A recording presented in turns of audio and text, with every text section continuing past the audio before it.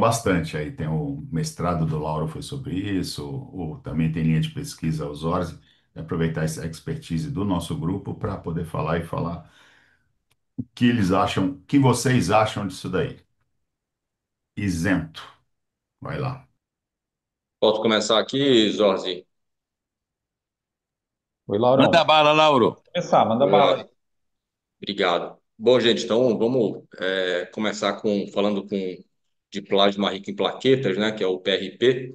E na apresentação foco um pouco aí no começo sobre a parte mais teórica do PRP, até porque eu tive que estudar um pouco sobre isso por causa do doutorado, como o Pacheco falou. Então, é um pouco do que eu achei aqui na literatura sobre ciência básica e de PRP. E depois uma segunda parte, mas é bem rápida, sobre a parte mais de literatura científica sobre isso, tá bom?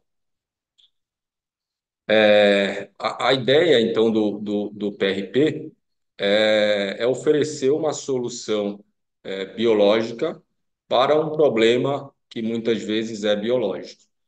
Então, nem sempre a gente está lidando com uma situação que é apenas um desgaste, né, que é apenas uma degeneração. Muitas vezes esse problema também, como é a osteoartrite, muitas vezes também é um problema inflamatório, é algo biológico. Então, a ideia não seria oferecer uma solução sempre mecânica para um problema que às vezes não é só mecânico. Então, daí que surgiu a ideia de começar o uso do PRP. Ele tem uma definição arbitrária na literatura, que é né, o produto tem que conter mais de 1 milhão de plaquetas nesse concentrado, ou 5 vezes o valor basal do paciente, né? E isso já é um motivo de crítica, né? Ou de inconsistência nos estudos, porque isso depende, por exemplo, né, os 5 vezes vai depender do valor basal do paciente. Então, se o paciente tiver um número maior de plaquetas ou menor, vai dar muito mais do que 1 milhão, ou vai dar menos do que 1 milhão, e ainda assim, por exemplo, será 5 vezes o valor de plaquetas daquele paciente. Fora que muitas vezes, como eu vou mostrar também nos próximos slides, nem sempre o produto ter mais plaquetas é melhor para determinadas patologias. E ainda tem um outro fator que hoje em dia se estuda muito sobre os fatores de crescimento que contém nesse produto.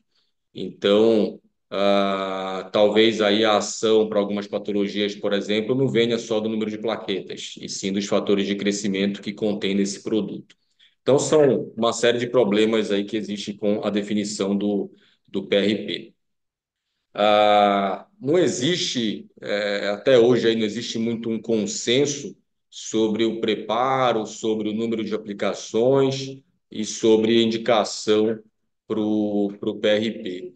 Então, é muito difícil você achar na literatura uma revisão, por exemplo, que não tenha uma heterogeneidade nos resultados ali, quando coloca tudo aquilo no mesmo bolo, né? Esse artigo aí, por exemplo, do Jorge Schala, né, que até teve presente no nosso GMA, acho que há 1 ou 2 anos atrás, ele estuda muito, tem bastante artigos também sobre os ortobiológicos.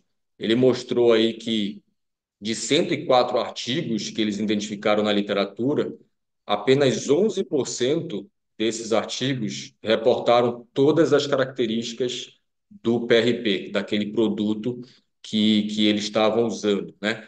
Então, isso é um problema sério, porque você não consegue reproduzir aquele estudo, né?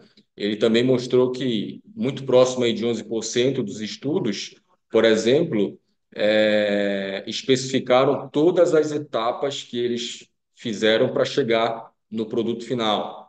Então, isso acaba que você tem aquele artigo e você não consegue reproduzir o mesmo resultado, por exemplo, do autor, né? Porque você não consegue nem criar o produto que ele criou.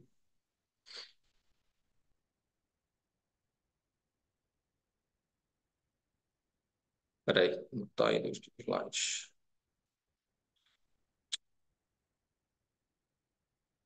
Um outro problema aí que eu já até comentei um pouco é sobre o número de plaquetas, né? Então, um número muito baixo pode não induzir uma resposta celular adequada. Por outro lado, um número muito aumentado de plasma rico de plaquetas no plasma pode ter um efeito de dessensibilização dos fatores ali de crescimento e acaba tendo um efeito, portanto, deletério. Então, nem 8 nem 80, né? Sobre a contagem de plaquetas, é aquele problema do paciente, né? Eu não tenho o mesmo número de plaquetas do que, né, de outra pessoa, então não dá para criar um produto único para todo mundo. Fora que também esse número de plaquetas, ele, além de pessoa para pessoa, né, ele é, né, variável até de um dia para o outro, a depender, por exemplo, de medicações que você esteja tomando, isso também pode alterar. Esse é um outro artigo do Laprade que mostra exatamente isso. É um estudo experimental que eles fizeram e mostrando aí em animais, ao fazerem ali a secção de um ligamento, eles fizeram o tratamento usando o PRP e mostraram que, pelo menos para a força do ligamento e para as características histológicas daquele ligamento, depois de 6 semanas, um produto muito concentrado em plaquetas, ele afetou negativamente a cicatrização. Então, necessariamente, ter mais plaquetas pode nem sempre ser bom, de novo, a depender da patologia que você esteja tratando. O PRP ele não é feito só de plaquetas, né? Então, não são só as plaquetas que interessam para a gente quando está tratando determinada patologia.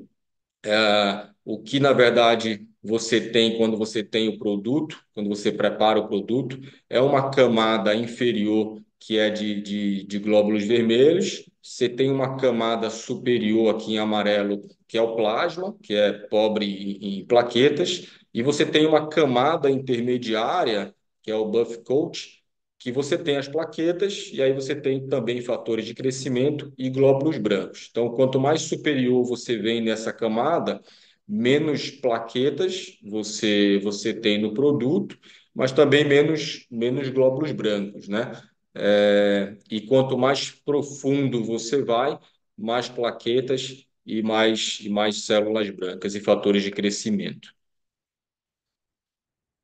Esses fatores de crescimento, como eu comentei, eles são, hoje em dia, bastante estudados, né? Porque seria uma maneira de fazer até uma customização do PRP.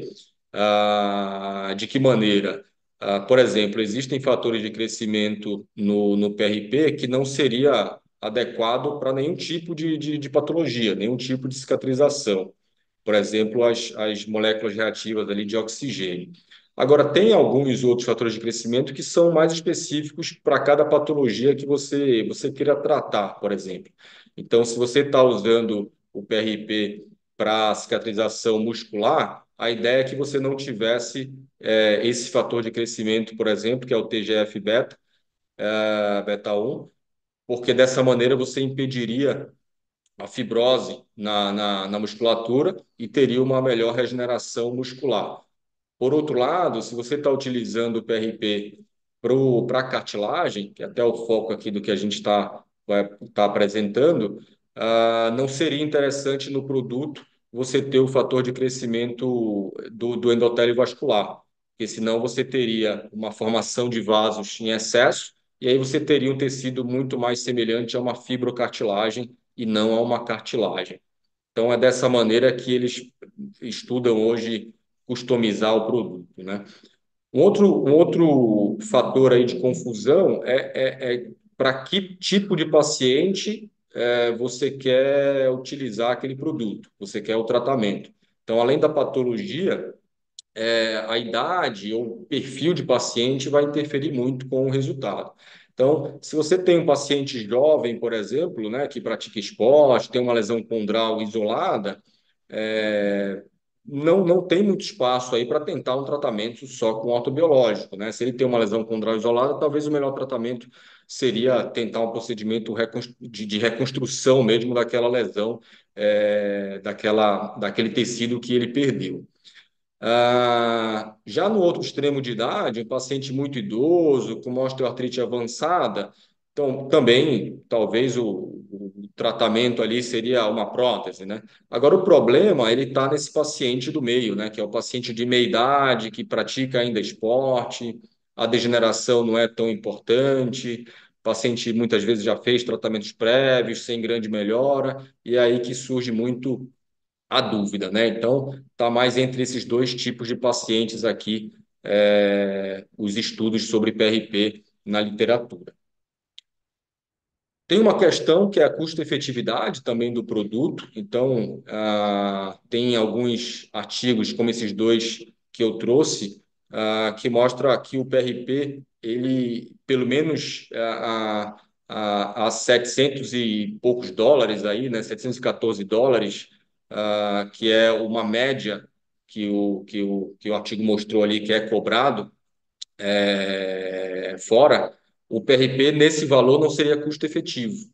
E por que não seria custo efetivo? Pela ausência de eficácia mesmo no alívio da dor, da função, e até na ausência de eficácia em atrasar a prótese do joelho, que seria a ideia aqui de fazer esse ortobiológico. Nesse outro estudo da literatura também sobre custo-efetividade, mesmo num valor mais baixo, ele não é mais custo-efetivo que o ácido hialurônico. Então, para ser mais custo-efetivo, os autores mostraram que teria que ser pelo menos a metade ou menos da metade do que esse valor. Então, teria que ser algo em torno ali de 300 dólares, inclusive o valor ali mais ou menos que eles trazem no artigo, para começar a ser mais custo-efetivo do que o ácido hialurônico. Com relação às revisões sistemáticas, às meta-análises, os artigos que a gente tem disponível na literatura, alguns problemas que existem, que eu trouxe aqui, principalmente o fato de muitos artigos compararem o PRP com todas os outros tipos de ortobiológicos, e aí eles colocam isso tudo no mesmo grupo, que seria PRP versus um grupo controle, então fica uma heterogeneidade muito importante nas comparações. E muitas revisões não trazem a análise de sensibilidade, a análise de subgrupo e muito menos a qualidade de evidência daqueles resultados que eles estão mostrando. Então, pelo menos dois artigos aqui que na época, aqui em 2021, 2022, a gente procurou na literatura e tinham esses problemas, né?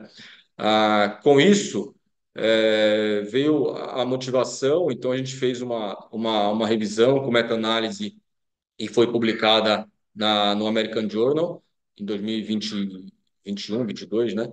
É, tentando solucionar pelo menos esses problemas metodológicos que tinham naquela época com relação às outras revisões. Então, nessa revisão, a gente comparou o PRP com alguns outros tipos de infiltrações no joelho, mas basicamente aqui eu vou mostrar dois slides comparando o PRP com ácido hialurônico e o PRP com placebo.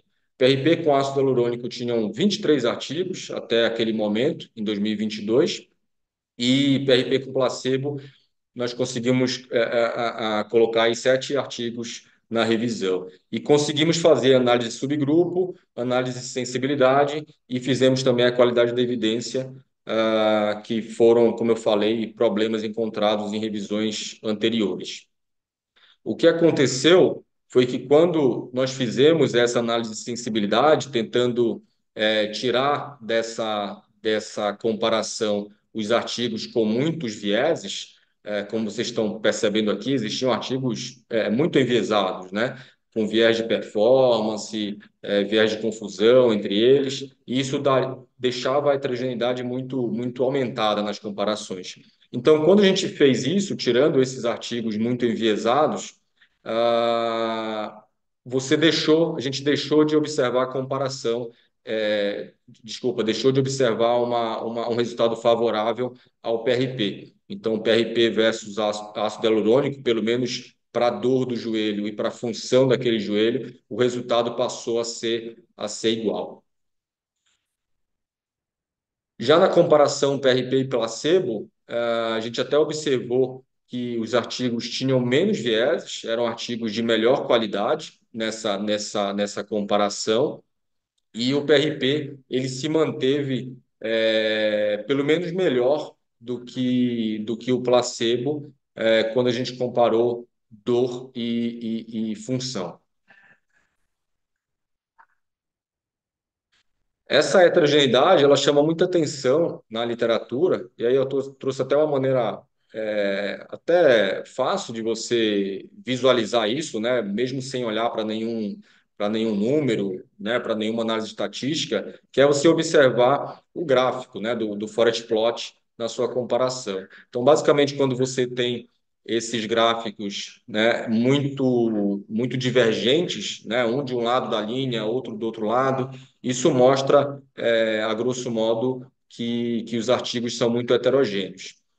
Geralmente, quando o artigo na literatura você tem artigos mais homogêneos para aquela comparação, para aquele resultado que você quer achar, tende a ter uma certa linearidade desse gráfico. E um outro problema que a gente também observou nesses artigos de comparação PRP versus ácido hialurônico, principalmente, é o intervalo de confiança muito amplo. Então, quando você observa um intervalo de confiança muito grande, aquilo é sinal também de uma certa inconsistência, muitas vezes, naquele resultado. Então, com isso, a gente calculou e existe uma ferramenta disponível, até recomendada pela Cochrane para fazer isso.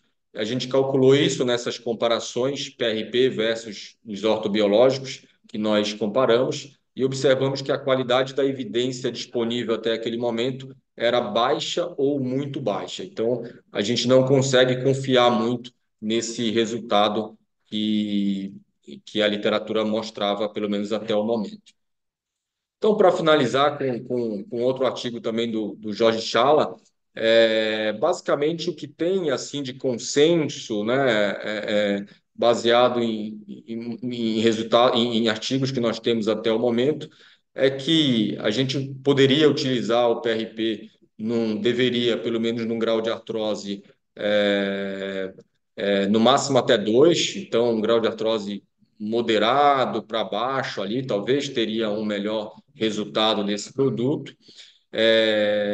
Nesse artigo também da artrose, eles mostram que 3 infiltrações de PRP no intervalo semanal teriam um resultado melhor do que apenas uma infiltração única. E aí está aquele problema da custo-efetividade que eu comentei lá atrás. Você teria que fazer muitas infiltrações e isso aumenta o custo do tratamento, tornando ele pouco custo-efetivo. E eles ainda comentam sobre um possível efeito sinérgico do PRP junto com ácido hialurônico. Isso, de novo, não tem tantos artigos, tem menos ainda fazendo essa comparação do PRP junto com o ácido hialurônico na mesma infiltração, e isso aumentaria ainda mais o problema da custo-efetividade, mas é isso que tem ainda um pouco de consenso aí na literatura e talvez entre os cirurgiões de joelho.